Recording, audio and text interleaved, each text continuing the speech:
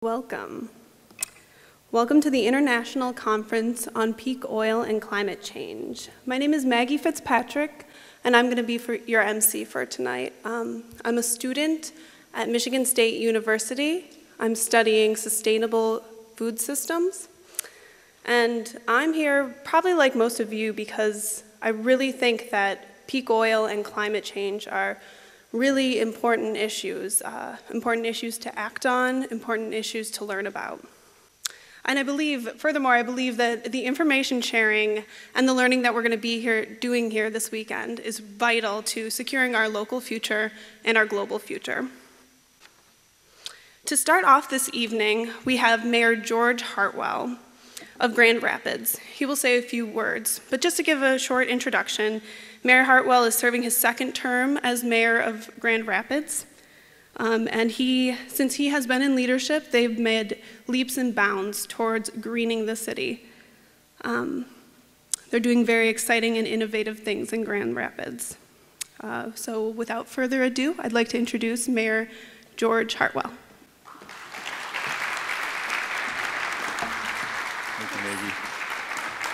Thank you, Maggie, and good evening, ladies and gentlemen. What a pleasure it is to have you here in Grand Rapids. I understand that some 2/3 of the participants are from beyond our city. In fact, many of you from outside of the state of Michigan, and we're delighted and honored to have you here in Grand Rapids for this important conference, Peak Oil and Global Climate Change. Issues that are certainly alive and urgent in front of us today. Congratulations to Aaron Wissner and his team for putting this great conference together, and I look forward to seeing the outcomes of your time together, your learnings, your deliberations. I've got a couple of minutes here to say something about my city.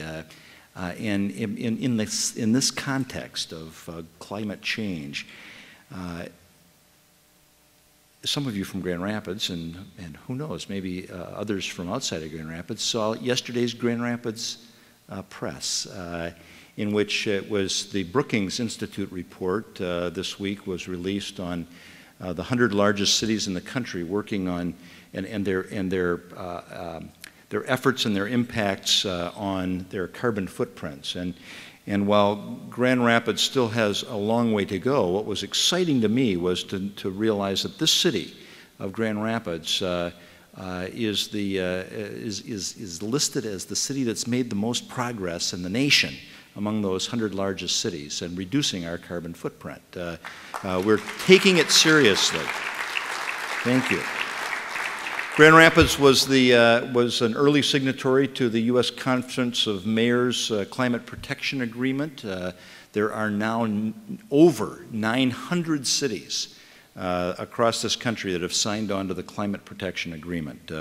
This wonderful initiative started with Mayor Greg Nichols of Seattle shortly after President Bush withdrew the United States from the Kyoto Protocol's conversation, and Mayor Nichols said, in effect, you may not care, Mr. President, but I do, and I believe mayors all over this country will care. And indeed, that's the truth. We drafted a document that, I should say he drafted a document that now 900 cities have signed on to, a Kyoto-like document that commits our cities to progress in 12 different areas on the reduction of greenhouse gases. Grand Rapids has made what I think are some striking accomplishments. In 2005, I set a goal for us to achieve 20% of our municipal power from renewable resource energy by 2008. You know, a mayor says these things and then walks off the stage, and the staff says, how in the hell are we going to do that? And they got to go back and figure out how to make it happen. And they did. We did. So in November of 2007, we had accomplished the goal of 20% of our power coming from renewables in Grand Rapids. Feeling Feeling rather delighted with that, I stood before the community just 2 months later at my annual State of the City address, and I said there's absolutely no reason why we can't accomplish 100% of our power, our municipal power demand from renewables, and I think we can do it in a decade. And I believe, to tell you the truth, we could do it in even less than that if we set our minds to it. We have made great accomplishments in public transportation, another area where that has an enormous impact on greenhouse gases, on carbon dioxide. And our transit system in Grand Rapids, which is a multi-jurisdictional system, 6 cities that participate in the Rapid. Perhaps you'll have a chance to ride it while you're here. The Rapid has experienced 11% per year annual growth in ridership over the course of the last 7 years now. 11% per year growth in ridership. Really quite remarkable when you look around the country at averages that are typically in the 3 to 4% range. Our transit authority was listed as best in class in 2006 by the U.S. Association of Public Transit Administrations.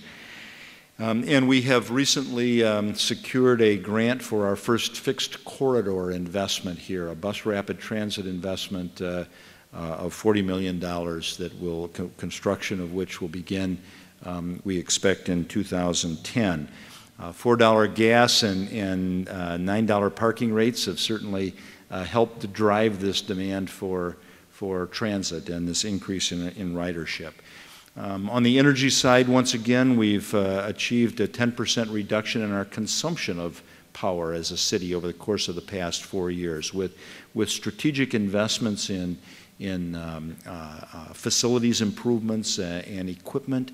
We've been able to cut our power demand by 10%, even in a time of some growth in our area. One further thing, Grand Rapids prides itself in being the home base for many LEED architects, engineers, designers. In fact, the creation of the U.S. Green Building Council came out of this area with Herman Miller Company and their early efforts at green design in building. Today, Grand Rapids boasts more LEED certified buildings per capita than any other city in the country. And in absolute numbers, this little city of Grand Rapids with 200,000 in population has the 5th largest number of LEED certified buildings in the country. And given the fact that 40% of greenhouse gas generation comes out of building design and use, that's significant. I would only leave you today by saying that I believe the real action on the front of climate protection is at the local level, at the very local level. Cities aren't waiting for the federal government to make up its mind what it wants to do with climate protection. Cities aren't waiting even for states to come to the conclusion that renewable portfolio standards are important.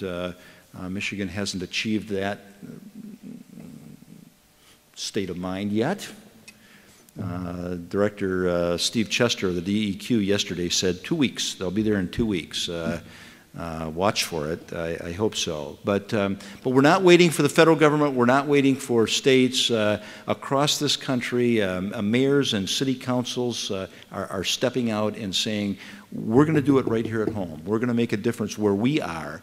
And when you multiply that effort, you multiply it nationwide, it's I believe, remarkable to see what's happening. So I congratulate you on being here, and I wish you well through the course of this 2-day conference. I know it's going to be a productive one for you. I hope you have some time to get out and see our beautiful city, although I understand there may be some rain tomorrow, but I hope you have a chance to see Grand Rapids, to get downtown, to walk around the 3.4 miles of river walk and see our beautiful Grand River and our lovely downtown if you're not familiar with it. But thank you for being here. Thank you for the commitment that each and every one of you has made to climate protection, and have a very productive time together. Thank you.